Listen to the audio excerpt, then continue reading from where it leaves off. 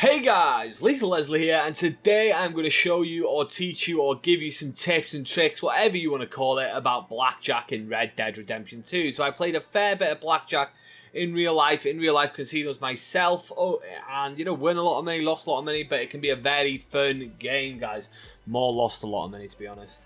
That's the way it goes in real life, believe it or not, but you can kind of win a little bit more in games. Anyway, let's not blab on too much. We're going to be teaching you how to play Blackjack and all that stuff, telling you what everything means right now. So we're going to go and play some Blackjack. The maximum you can buy in on this table is $4 when you sit down, which is pretty poo, to be honest. That is not good at all.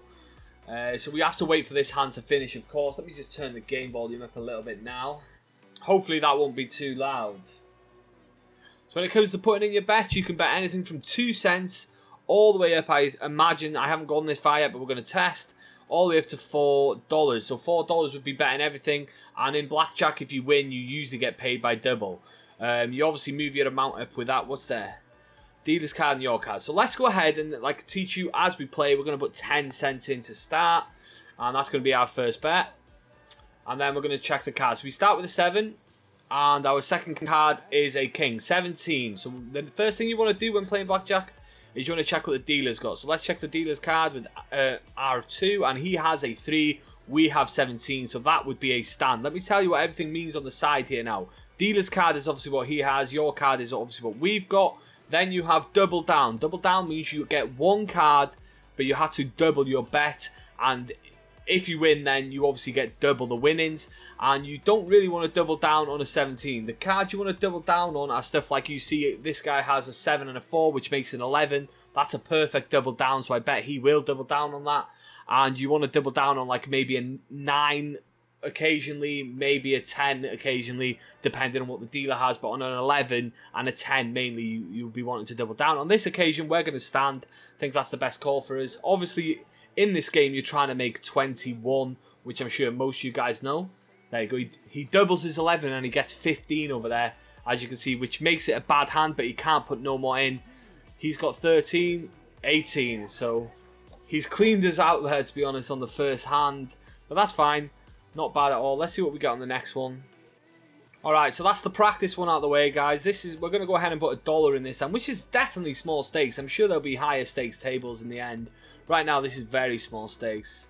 We got ourselves a 2. Let's see what everyone else is getting. A 3, a 9, and an 8. And we get ourselves a 8. So we have 10 here, but we're up against a jack, which makes it a tough card to decide whether this is a good double up or not. The reason is because if we get anything less than a 10 on our double here, then we're sitting in a really bad position. So I'm probably not going to double on this one because I'm trying to play this like quite seriously to show you guys what the right decisions would be. Usually I would go ahead and double here on a game just for the fun of it, but on this occasion I'm going to hit once, obviously, and we do get 20, so it would have been a good double after all. And obviously because we've got 20 now, you definitely don't want to hit because you will lose if you go over 21. Next guy busts, goes over 21. As you can see, got 23 in the end. Got to be a stick surely at 19.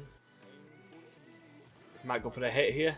And if you've got anything between a 10 and 14, 15, or even 16, and they sitting on a jack and the dealer's sitting on a jack, a king, or something like that, you're probably better off in hitting because, you know, there's a good chance he has, like you said, a 17. So that 14 would have been a bust. But if the dealer has like a 5, a 6, or a 4, and you're sitting with a 15, it's probably a better stick in that position because there's a good chance the dealer is going to bust. Anyway, so let's put in 2 cents this time. Place bet 2 cents. See how we get on here. Oh, literally, we placed 2 cents, and I thought we were going to place $2 here. That's pretty poo, guys. We do get a 15, so it might be a great example of what I'm trying to say here, and it is not a great example. Oh, Blackjack. So that's a great example. When you get a Blackjack, you get 1.5% of your winnings, and if the dealer gets a Blackjack, he just clears you out. As you see, he's just cleared us out right there. So that's something that's unavoidable. That does happen though from time to time. This time, let's do what I was supposed to do, which I wanted to put $2 in. So let's go ahead and put $2 in here and see what we get, because that was a good one to accidentally put 2 cents in. To be honest with you, kind of got away with that one. All right, so we've got a 9. That's a great start. Let's see what the guys are getting. Ooh, 2 9s. Okay, I wonder if we're going to have the option to split here. We do get the split option. So when you get 2 of the same card, you get an option to split, but you have to double your bet, basically. Man, this is turning out as a really good... everything's happening for a decent tutorial here. So we check what he's got. He has a 9 as well, which is a little bit risky, but we're going to split it because we may not get another chance. So you want to press R1 to split, sorry, and the cards you'll see will split then. We get another couple of cards, so these are separate hands now, and you have to play both of them. Ooh, very nice. On the 11 here, we're going to go ahead and double. Can we double? We can't double on this because we've already split it, but that's a great one for us. 11, so we're hoping for the 10 here to have 21. Ooh, 14 is no good to us. We're going to have to hit that again. And there we go. We've lost that now, so basically we're just playing to try and get our money back here. And with 19, we're definitely going to go ahead and stand on that one. So that is a split situation, guys. You don't want to be splitting on stuff like 5s and stuff. That's dangerous. You want to be splitting on stuff like 2 jacks. Well, no, not 2 jacks, sorry. 2 9s is a good split. You know, maybe stuff like 2 4s and stuff might be... I don't know, actually. Splitting is a risky business. It is a risky business. There you go. We get a knock for knock here for the first time as well. As you see, he's knocking the table as well. Which means you don't lose anything, but you don't win anything. Obviously, we did lose $1 in that hand, obviously, because we did end up going big. Or we lost $2 actually in that hand because we ended up going big, guys. Sorry if it's a little bit all over the place, the tutorial here, but I'm just trying to explain it as it comes so that maybe you'll understand as things are happening, guys.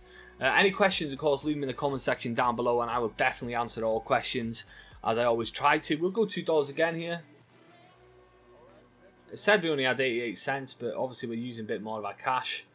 Not a bad first card for us there. Ooh, 17. What's the dealer got? Okay, so this is a risky one here, you see, because we have 17 and the dealer has an 8, which means you always want to think of the dealer as having 18 here. But, you know, with 17, it's too much of a risk, because if the dealer has a 9, we'll go knock for knock, so you would stand here. That's what I would do anyway.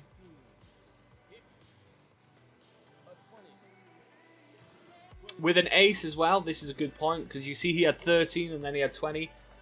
With an ace, it can count as 1 or 11, guys. So it can be 1 or 11. Damn, he had 19. So we lost that there. So that's the way it works with aces. They can be 1 or 11. So if you have 13 and you get a 10, you will still have 13 if you have an ace. So we're going to go all in now. I think we're going to go all the way up to 4 cents here when we get a chance.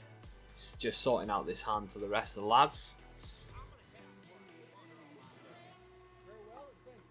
Alright, let's... Oh, the most I can bet here is 88 cents, guys. Because I put $4 on the table, so... And I've lost it all on the blackjack. Let's have a look what we got here. Ooh.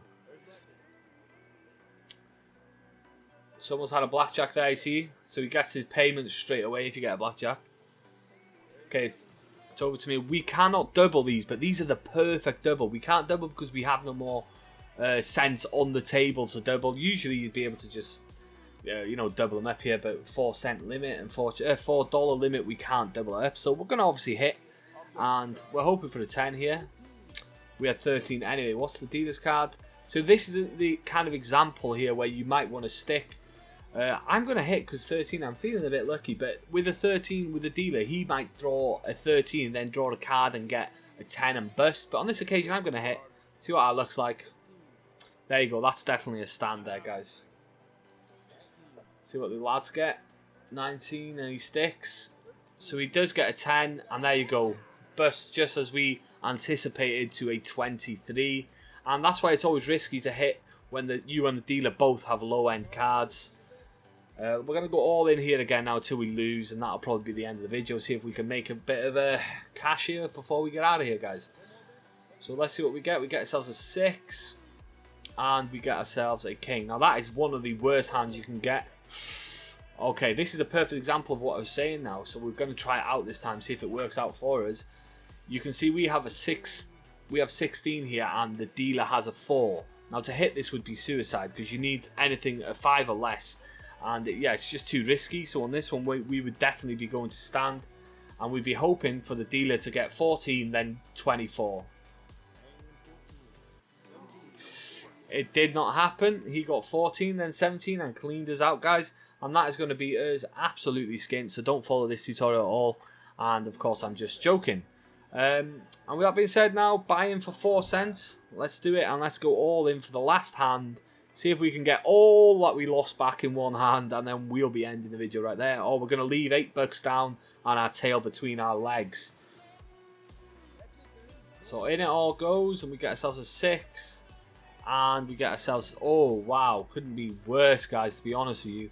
This is the perfect example of a terrible hand.